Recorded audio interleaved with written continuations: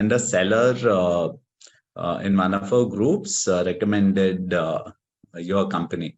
And that's how I reached out to you. And there are many things which, I like about you and your team. One thing which I would specifically like to mention is Amazon doesn't run on people. There are rules. Correct. Even so, I have somebody whom I have been working with who manages my Facebook campaign, similar to how you are managing my Amazon account. So even for him, I always tell him, for example, any decision that we take, right? There is not a person who is analyzing that decision. It is just a set of rules which is analyzing every decision that we make. And that rules will either punish us or will reward us. No, ma'am is very strict about this. And, this is something which is against the Amazon policy.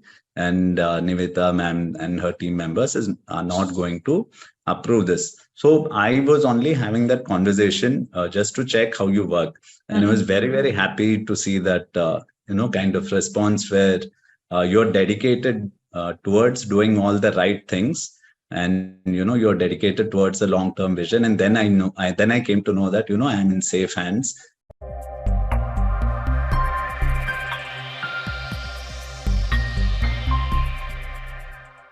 Hey everyone, welcome to my YouTube channel. Today I have a very special guest, Swadeep from Dr. Charcoal. Hi Swadeep, welcome to our channel. Hi Nivita. So before proceeding, just give a small intro about yourself and how did you kickstart this particular startup? So I started with this product brand called Dr. Charcoal in 2017. This idea actually came through a personal need. I have issues with allergens and pollens from a very young age. In fact, my father, who used to work in Bangalore, had to relocate to Kerala because of the pollen issues in Bangalore. I used to constantly get sick. So from a very young age, I had this issue. And most of the people who were having solutions for odor elimination were using air fresheners, which are generally called, which also used to give me a lot of trouble. I used to get headaches and feel nauseated and used to have vomiting-like sensations. So I personally couldn't be in a place which had heavy use of air fresheners. So even taking a Uber or a Ola is an issue for me. So I travel in my own personal vehicle. So it's a personal issue. And then I was researching for products where, to remove the odor, we are not infusing any harmful chemicals or allergens in the air. Actually, air fresheners are, extremely dangerous. One of the reasons people don't know is because ingredients are not required to be specified for the air freshener category, be it in India or in US. But for any air freshener, for the fragrance to travel in the air, it needs a carrier. Fragrance are oils. You have jasmine oil or lavender oil. These are oils. Oils are heavy. They don't float in the air. So for making these oils float in the air, they need carriers, which are volatile organic compounds. Okay. Volatile organic compounds are like benzene, formaldehyde, etc. Some of them are also highly dangerous and classified as class 1 carcinogens. So these are the most dangerous cancer-causing product, like formaldehyde. So there are other health-related issues, but generally what happens in the world is whatever is marketed is sold. Like, right, even if you look at financial services, so everyone invests in mutual funds because that is what is being sold. But nobody knows about ETFs or index funds. Those are similar to mutual funds, but then they are very cheap. There are no fees involved, like 2% or 3% in mutual funds. So you take any industry, whatever is marketed gets sold. It doesn't matter whether that's the correct product for the consumer. So similarly, in this particular category, this has been marketed for many years, and this is what consumers have been using. And this is what most of the biggest companies are also selling, because that is what is getting sold. So then I found this product where it removes odor. So it solves my problem.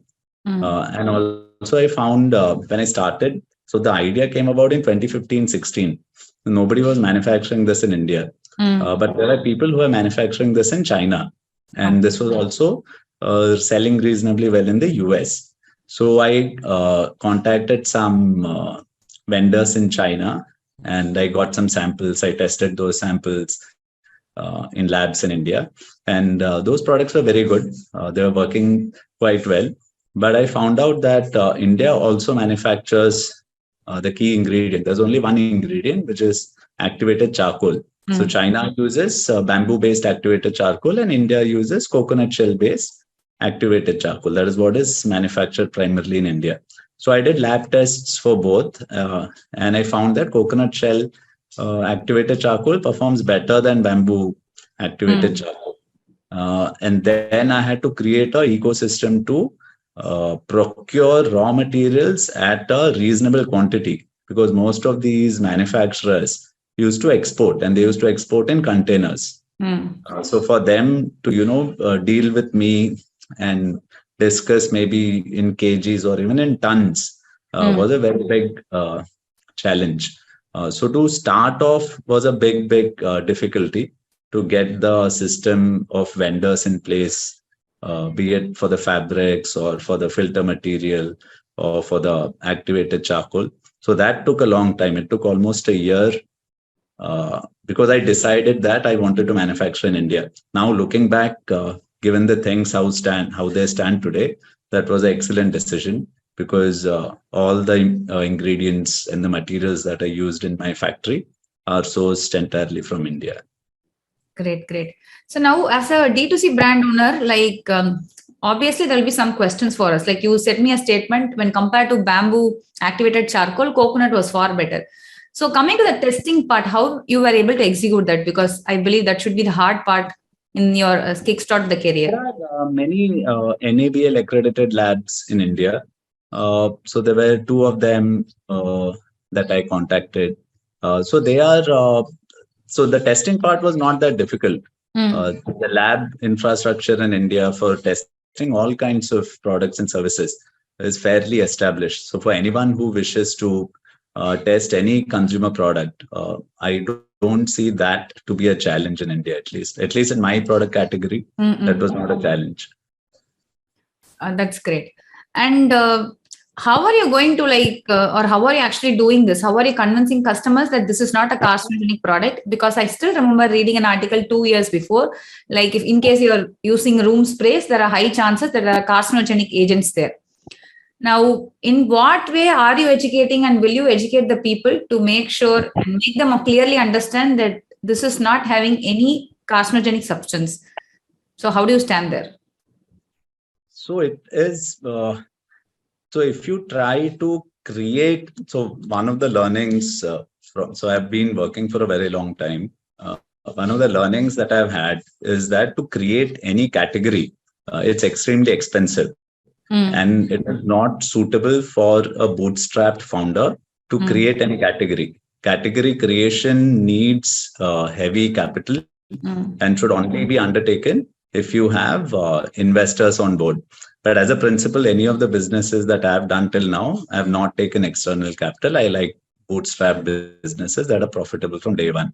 So I didn't go and create a category.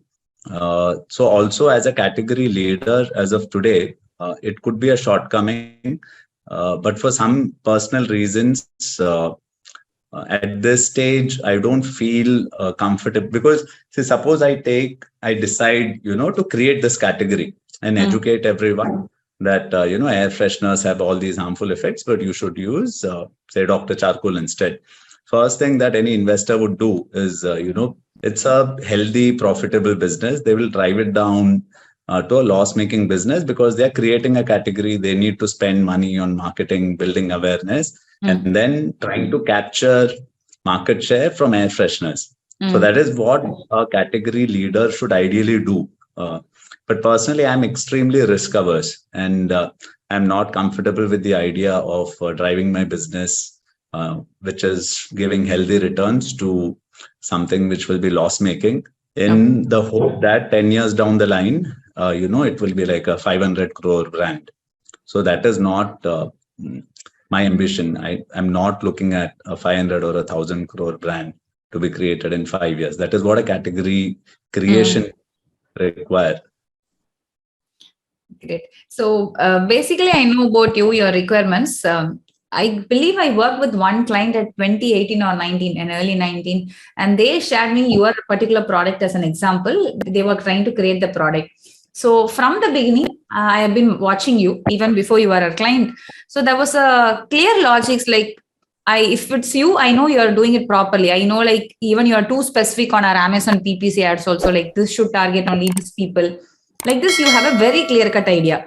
And how do you actually derive that? So that always shocks me really well. Like, how are you able to do that? For example, I know like you have multiple varieties or variants of the product. And you are too specific, like this product is only for this particular use. I don't want to reveal it here, but on a general note, like I know like this particular product, we have to target only these set of people. And even in images, you will be too specific whenever we are sending for the corrections for A plus, etc. So you actually know what you want. Many founders won't have that. They'll be like, okay, let me try this, let me try that. So it will be trial and error method. But with you, honestly, I felt like you exactly know what you want and you target audience. I should target these people. Like this, you have a clear idea. I believe that then you are automatically by that. You're doing it all by, you are that character, I feel. Somewhere I feel you are more aligned. You have a proper plan. So any tips for the new persons to have a proper plan like that? So it is very important to understand how algorithms work, especially now with Amazon or with even Facebook or any technology platform, because Amazon doesn't run on people. You know, there are rules.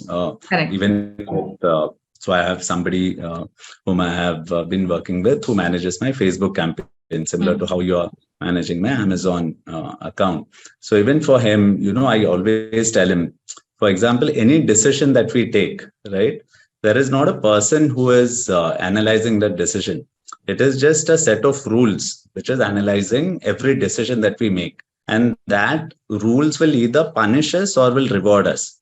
So it is very important for us to make sure that we are not doing anything to get punished. And each and every decision that we take should ensure that we get rewarded. For example, on Facebook, right? So one of the examples, like Facebook account. So he increased the bids by 50% for a campaign. So I asked him a question: what if everyone in the world decided to increase the bids by 50% at the same time? So what will the algorithm do? So algorithm will collapse, right? So if you take a step, which if everyone does, shows that the algorithm itself collapses, the algorithm will make sure that such a step gets punished. So the logic is to make sure that any decision that we take, similarly even for Amazon, right? So they don't know what is happening. It is actually quite dumb, the algorithm. So we have to kind of work around, although some campaign might be working really well, and then suddenly we decide to increase budget or lower the budgets. That is not suitable for the algorithm. Similarly, whatever keywords that we do, the algorithm doesn't know that this keyword is right or wrong for this campaign. The algorithm is only working on the inputs that we are giving to that algorithm. So that algorithm is getting one keyword and it is matching that keyword to a product. We have to then tell the algorithm that this is the wrong matching and then put it in the negative keyword. So I mean, and also for me, I don't have a very wide product base. I'm not a retailer or a trader. I'm a single product brand. So for me, actually, it's very easy to personalize the suggestions that I give to any of my vendors or team members. Because for me, I'm deeply invested vertically in this just one category.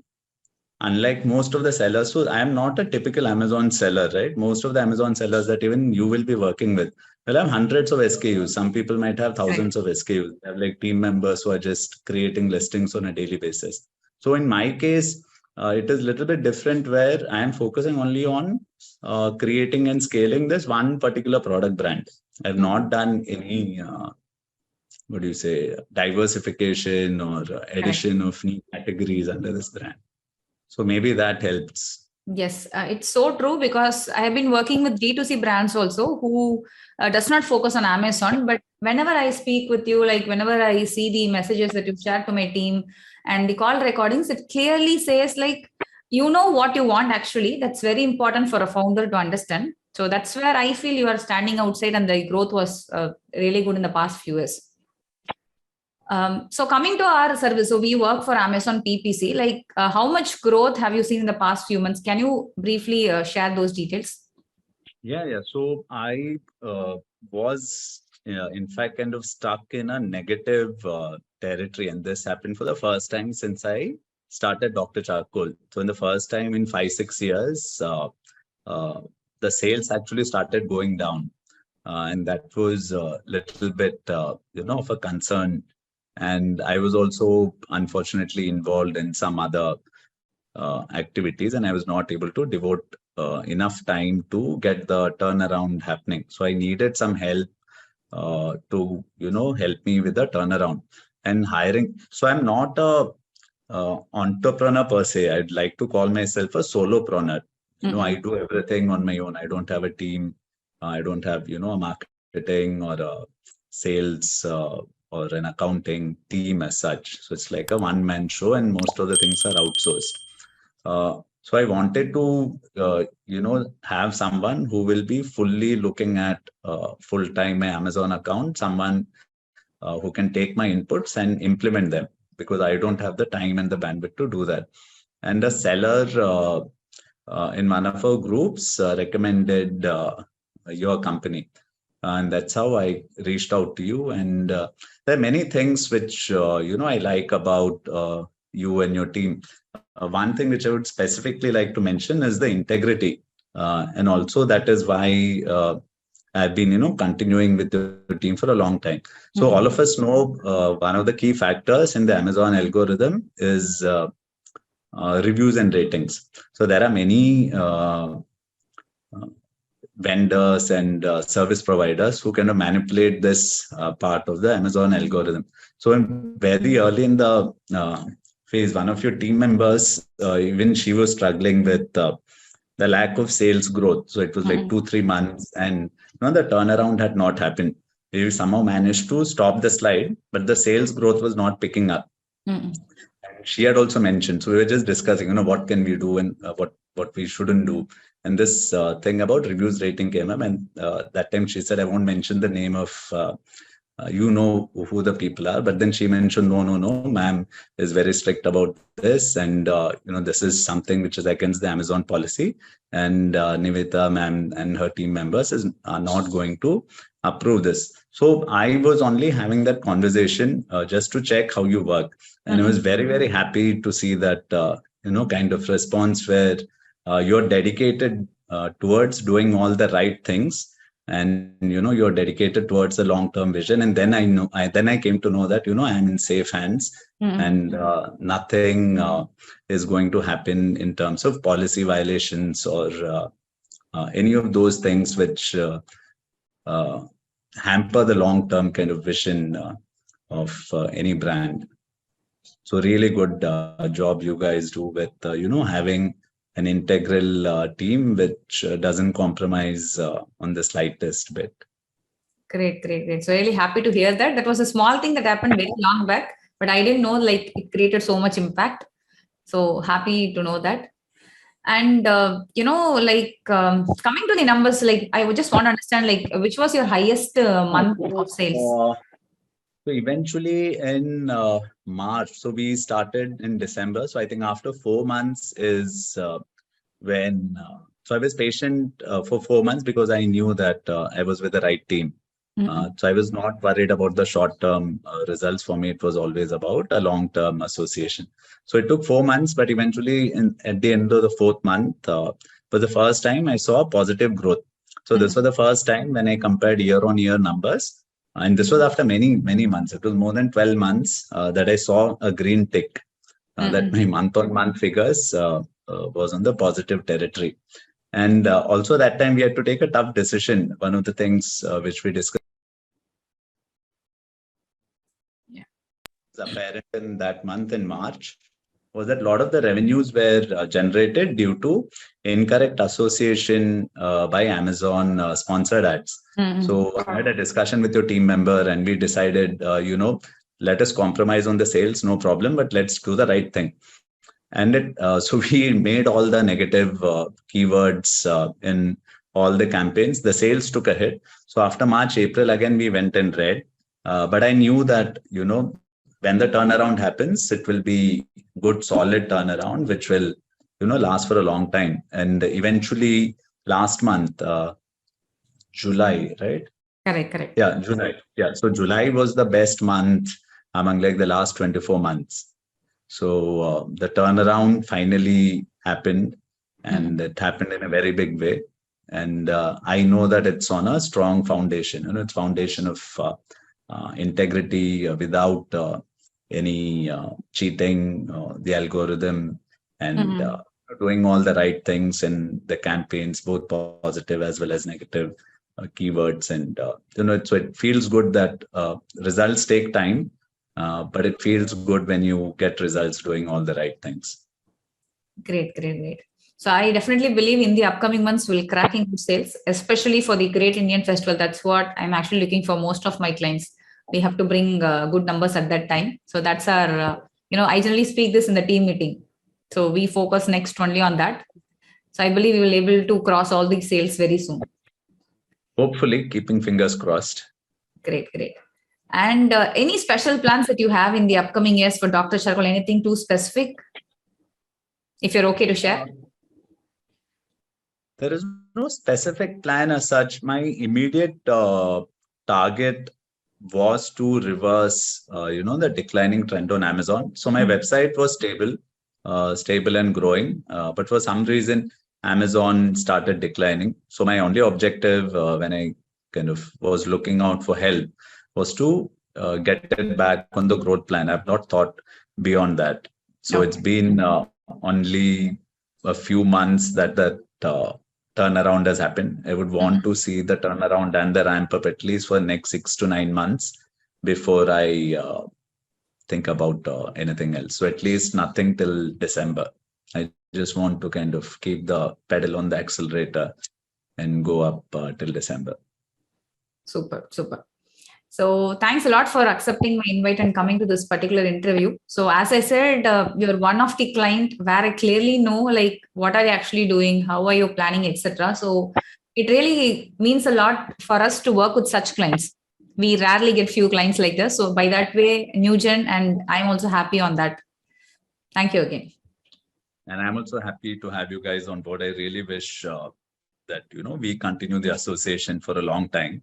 The foundation is correct. The people are ethical, and they know that things take time. And there's also something which your team member had mentioned, and I completely understood.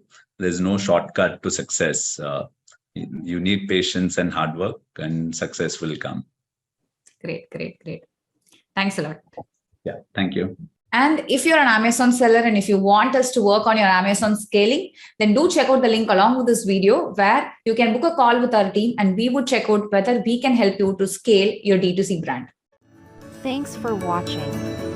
Like, comment, subscribe, and turn on the bell notification of new Gen Max